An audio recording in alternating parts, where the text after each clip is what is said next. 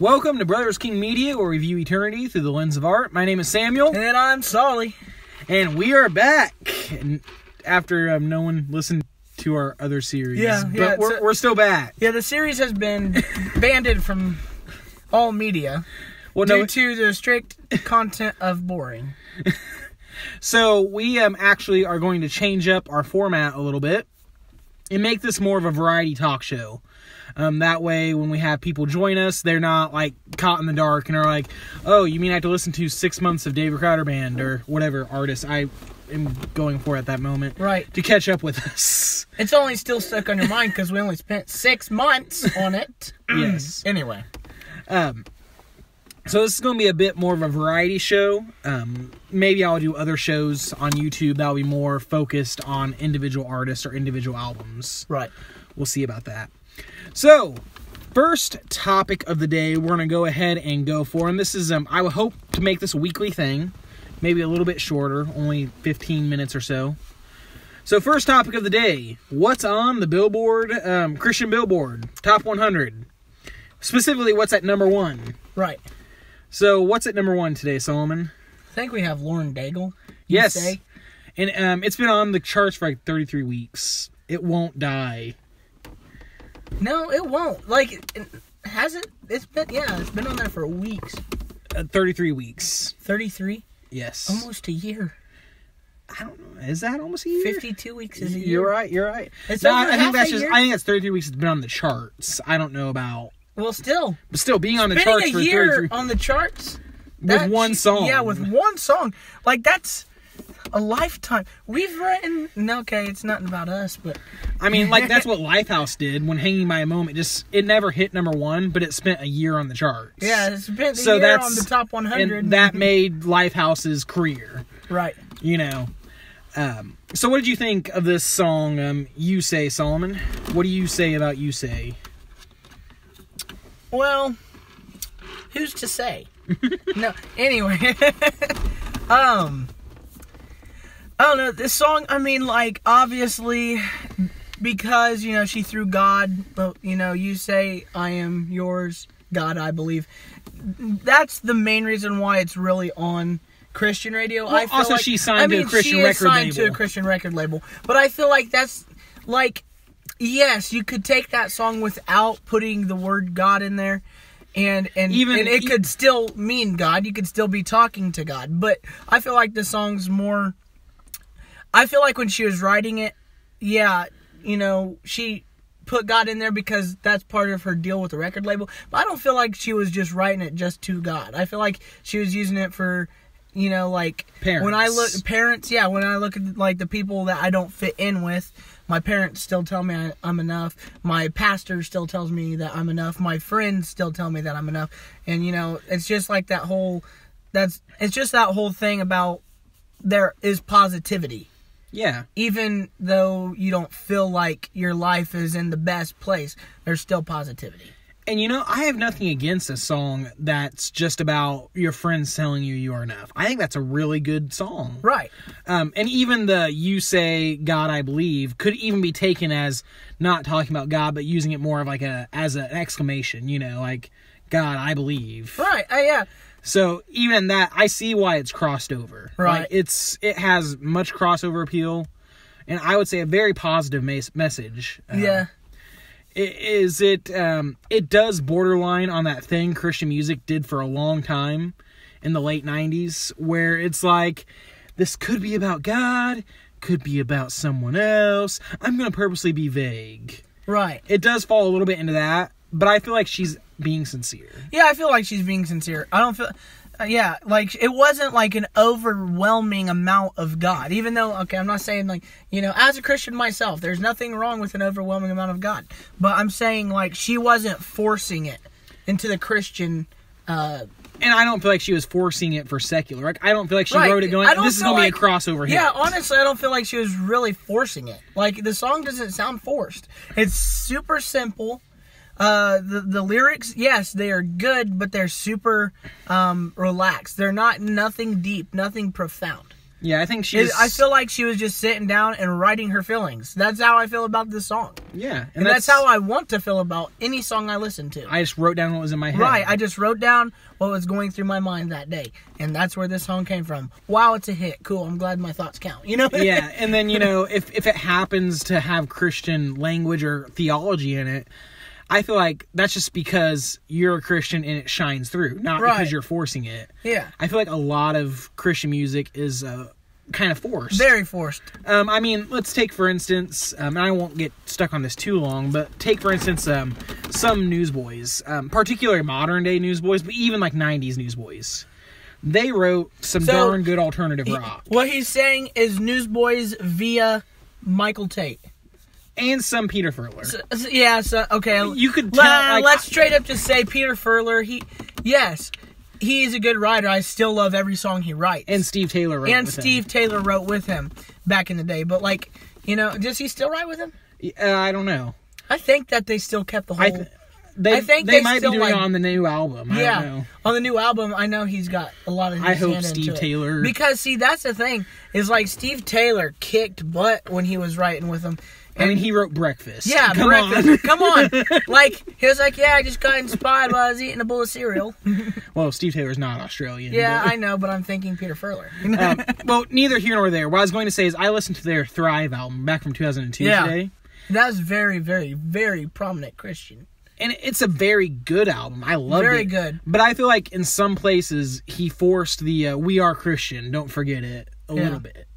Yeah. There was a few places where I feel like they were trying to write like a Smashing Pumpkins song. And they're like, oh, wait, but we're Christian. I got to add a verse in here. Yeah. Yeah. And I'm like, they were so close to just writing what they just wanted. Right. And straight up, about that whole deal. Yeah, they wrote what they wanted. Obviously, I'm not them, but if I was on a record deal, I wouldn't write something I didn't want to. Obviously, there's standards you have to hold to stay with that deal. Mm-hmm. But I feel like a lot of times because of the deal that they have going and because of the requirements, they met the need, but they still did it in the most creative way possible. Yeah. So they're my top 10 bands for a reason. They're still my top 10. Yeah. At least. But so going back to the Lauren Daigle song, I feel like it's a very good song. I like the Adele influence because I am an Adele fan. Right. I like the influence of that. I like just that simplistic where it has almost a timeless feel to it. This song could exist in 1970. Right. This song could exist in the 90s. Obviously, it wouldn't have existed with all the synth. Yeah, but there's not a whole lot of synth. Right. If you just took just the piano line and her voice. Yeah, but it would have also had more of a classical piano sound, they would have made it let's just say, since it's Christian, let's say Keith Green played piano for her. Yeah. There we go. I feel like that's the way it would go. It wouldn't be so straightforward. Yeah. That's how I feel. I'm not saying that the music was bad. It's just, like I said, I feel like when she was writing it, it was just this simple thought and idea in her head. She didn't want nothing big and massive out of it. I like that kind of timeless sound. Yeah. I wish more artists would do that. Yeah. I feel like that's the way it should be. When I'm writing, that's how I try to keep it. And I haven't done that the entire time I've been writing. When I first started writing as a 13-year-old, I was like, yeah, I'm going to sound just like Passion. And I was like, I'm sorry. I don't want to sound like Passion because I don't have the passion for that, Oh, so that is the number one song on the billboards. That's our thoughts on it, along with other stuff. Right. Lots of other stuff. So let's I guess that's what we'll say for now. Yeah. And then let's go ahead and go to the next new segment of our new format here. Yes. Whatever happened to that band or artist? Whatever happened to that band? Yo, speaking of that, let's talk about the Avid Light. They were up and pumping for a year and a month. And, I don't know. People don't know who I'm talking about. And I know that, because no one listens to us. If there's any Avid Light fans out there, like, put it in the comments. I'd be curious to see. We would love to see how many of you guys are avid listeners. Because, yeah, pun intended. Yeah, but because, like, I just feel like that the Avid Light just did not last long enough, even for a band that we knew would not last. See, okay, I somehow missed the Avid Light. I listened to a few songs on YouTube, but I totally missed that train. So, what year was it they came around? It was it was, like, right after the Digital Age's first rehearsal. So, like, it would have been 2012. Yeah, 2012. So, oh, man, that's 8 years ago now, man. Yeah, 8 years ago. Shoot. Well, 8 years ago. No.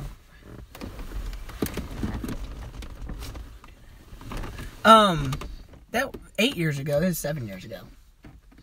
Because it's 2019. Oh, yeah. Okay. Yeah. 7 years ago.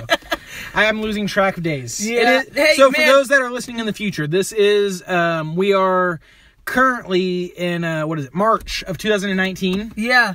Currently.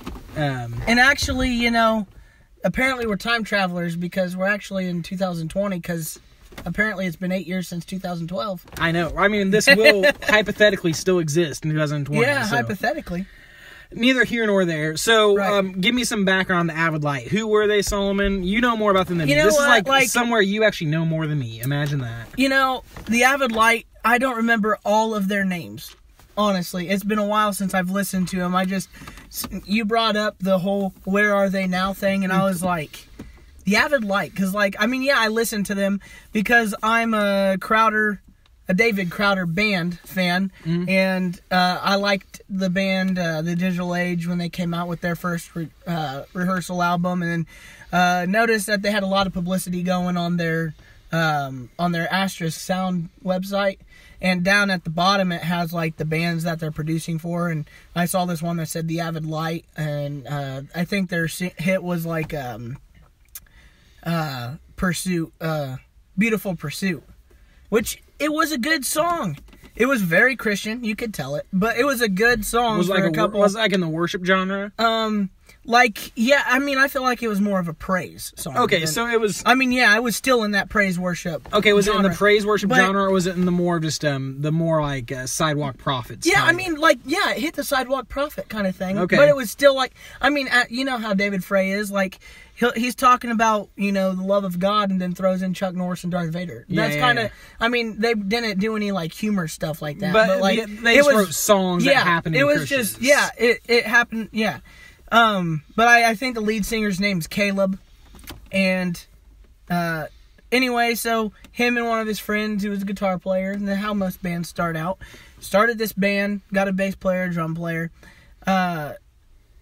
They released a EP, and in between the EP and the release of their first album, and I'm sorry, consequently, due to the fact that I have not listened to them for a while, I do not know what their EP was called. And actually, yeah, I think it was actually a self-titled EP. Okay. Which, yeah, that's very common for new bands, because they self-title their EP so that, you know, people are like, oh, this is the Avid Light. If I ever release an EP, it's going to be the EP. The EP. Yes. Anyhow, continue. Anyway, well, we aren't releasing one together. No, I'm just joking. I'm joking. I'm fine with that.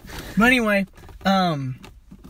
so anyway, in between their first EP and their first full-length album, which I think that's like LP, right? Yeah. Their first LP. The bass player left, and so they were left without a bass player, and it just kind of started falling apart from there, honestly. Yeah. I think after, you know, you're so long with a group, people start leaving, and you're just kind of, you get a little bit frustrated. Yeah. And I think that's really what happened. I mean, they wrote some more songs after that. The Digital Age was a big part of their career. They produced everything. I think they the Digital Age never really took off was the problem. Right. The Digital Age didn't really ever take off. But like, they have a niche, but they're not. Asterisk Sound, they're still doing really good, apparently. I mean, like, they're producing over 100 other artists right now. But I think they're doing less, like, they're not, like, radio bands. I don't feel like they're, like, you know, they're doing a lot of, like, oh, we're going to this church, so, like, or not going to the church. They still do their UBC. They're still at United Baptist Church in Waco, Texas. They still do the worship music for that, and I feel like that's the main reason why they're writing.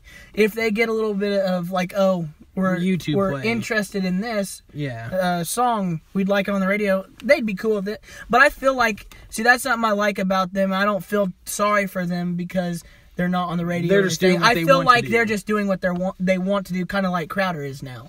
You know? But, yeah, the Avid Light, they were a good band. They just did not have enough steam behind them. They didn't have, enough steam behind them, enough going for them to really draw a crowd. They were openers, and I'm pretty sure from the interviews I read or listened to on YouTube that they were actually, like, not making money off the opening. They were just opening just because it was a youth function that the Digital Age was playing at.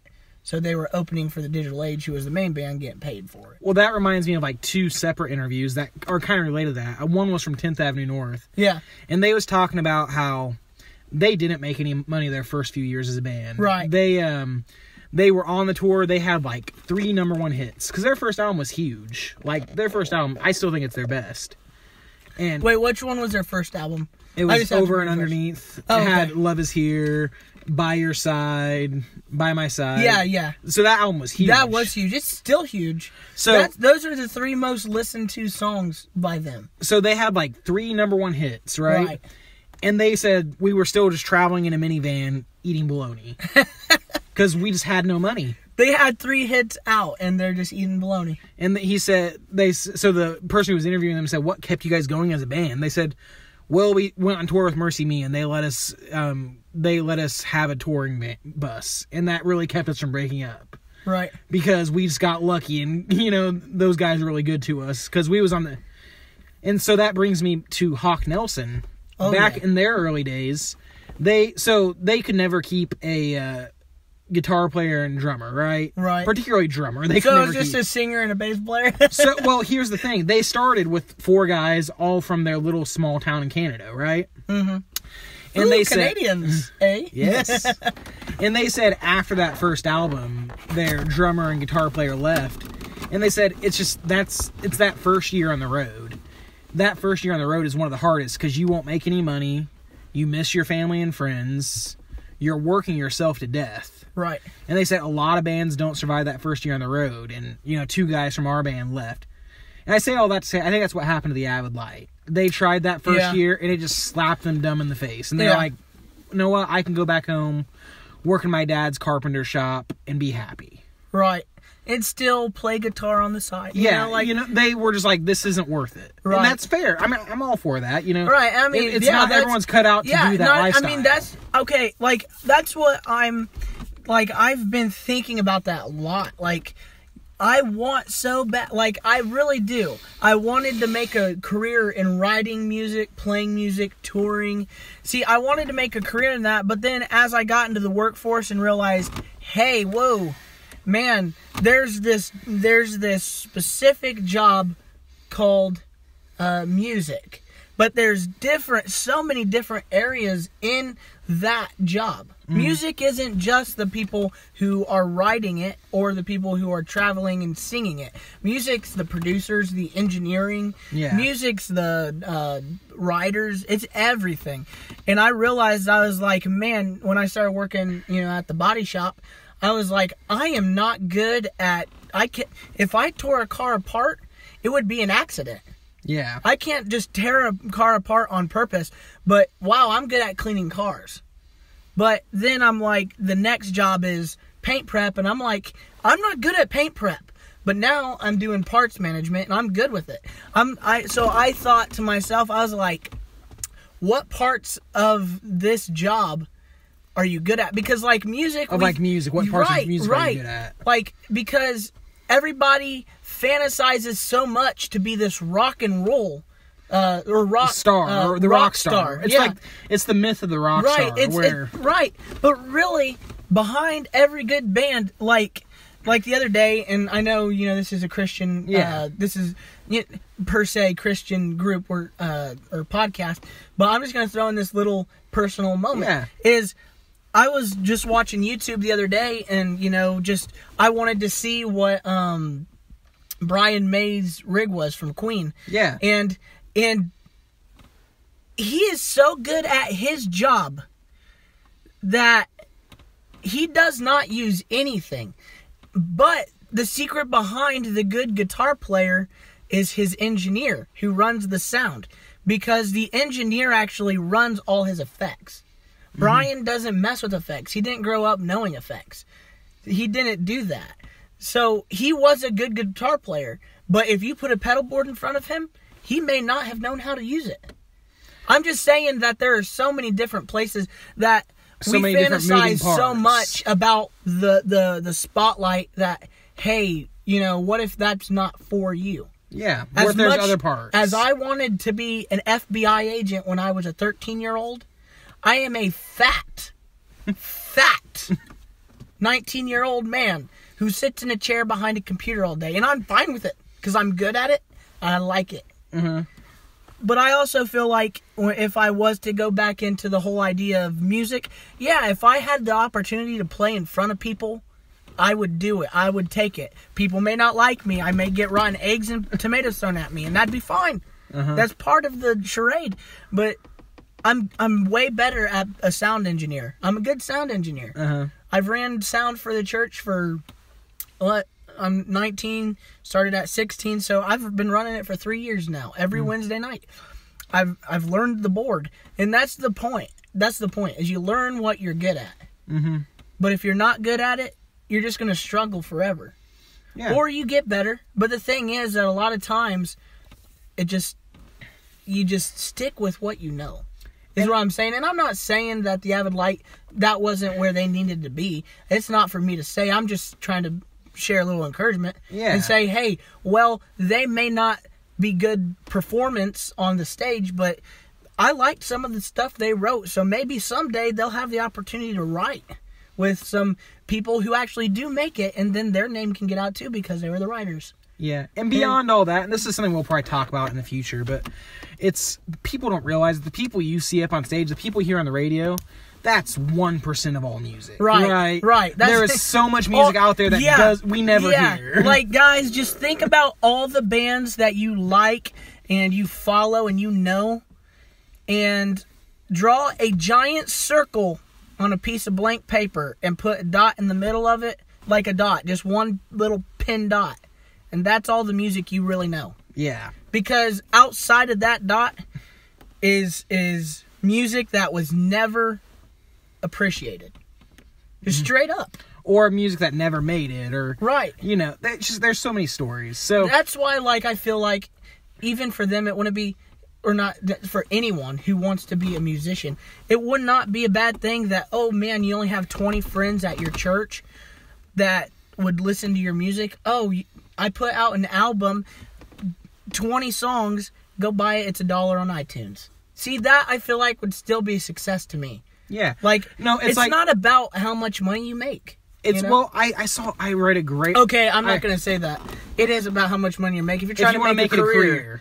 But I've came to terms that I probably will never be able to do that. Yeah, I mean, it's like a great thing I heard the other day. I think it was on YouTube. They was talking about one-hit wonders, right? And they said, the thing to think about... Give Solomon a moment while his phone rings. Sorry, guys. So they said the thing that... Maybe I'll edit that out later. So let me start over. No, don't edit it. It's fine. This is dry cut. You get it the way it goes. Okay, so... I was listening to a great thing the other day. Be happy there's no political jokes. Where they was talking about one-hit wonders. Right. And they said, the thing to think about with one-hit wonders is maybe you shouldn't think how poor they are that they never made it bigger. Right. Maybe you should just be impressed that they had a one hit. Because that's so much more than anyone else can say. That's so much more than so many others can say. I'm sorry, guys. I'm getting called so bad. But anyway, yeah, I mean, that one hit is so much more than anyone else can say, you know? Like, if you think about it, how many, I feel like almost the one-hit wonders are more, popular than even these, rock and roll groups that have been going around for 50 years playing hit songs. Because, you hear about those one hits and you're like, oh, whatever happened to them? And, you're like, well, that was a pretty good song, and it's still top over these songs that are still going out there with these bands. You know? And then you hear about the Rolling Stones, and you're like, oh, they're still alive? Yeah. It's like, good night, Mick Jagger. Neither here nor there. So that is the Avid Light. Yeah. Well, what we know of them. What we know about Barely. them. But I think that I like this little segment. Right. I like talking about what happened to them. I've enjoyed the change. I think that this is going to work real well for us. We hope you guys have enjoyed it too. You know, it's mainly about how much fun we have, and if you listen to it, we hope you have fun. Exactly. So one last segment, because I like groups of 3. Right. So last segment we're going to do is random topic. Random topic. Oh, no. Here's my random topic we're going to run through tonight. Is the LP still a viable format? Like the actually like the vinyls? No, like when I say LP, I mean a group of songs, usually about 10 to 12 is the average number, right? We got about 10. Anything below 10 is automatic, like legally when they produce it. 8 or less. 9 can still be an LP. Can it? Mm-hmm. Then I must have bad information. Okay. So, but a group of 10 to 12 songs that artists put out every few years, right? Right.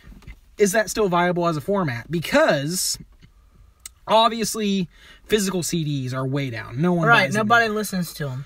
So, with the advent of streaming, which most of the time is on shuffle anyways, is there any point in artists still releasing full albums?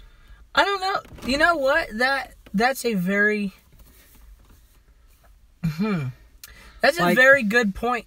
Well, like, should we just go back to like how they did it in the 50s? Like Frank Sinatra, he would just release a bunch of singles. Okay. And that was his career, right? Right. Well, I feel like this is what we're doing right now.